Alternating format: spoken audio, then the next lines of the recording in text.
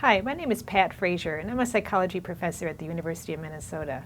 I've been doing research on how people can most effectively cope with various kinds of stressors for 30 years now. This program is based on what I've learned in that research. So one of the key things I focused on is perceived control. Now, even though control is a familiar topic, I want to clarify a few things about it. First, we're going to be talking about your beliefs about whether you can control something.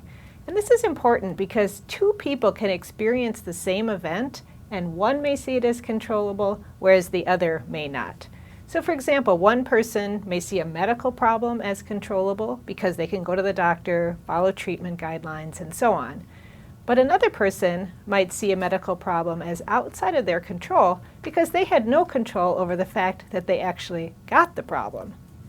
So the second thing we learned in our research is the importance of distinguishing between past, present, and future control. So let me give you an example.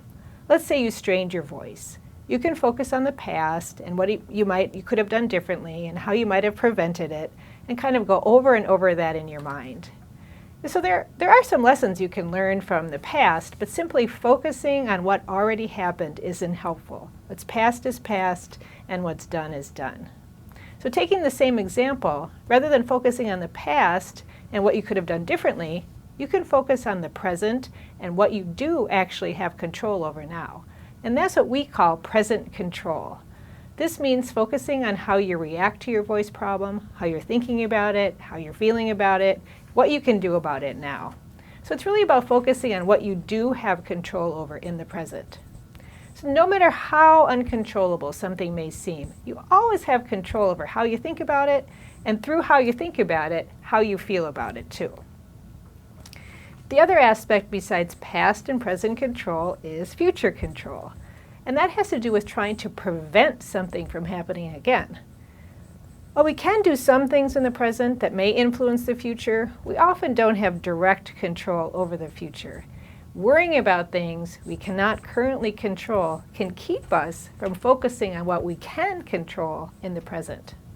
So the reason I bring up this distinction is because our research over the past several years has very clearly shown that the most helpful thing is to focus on what you do actually have control over in the present.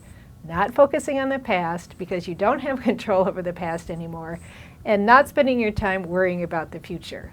So we have studied this in voice patients and found that those who are focusing more on what they can control in the present tend to report fewer voice-related limitations.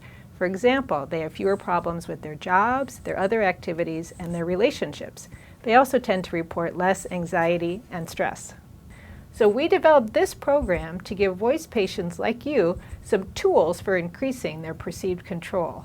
And our hope is that learning these strategies will help people with voice problems feel better and benefit more from voice treatment.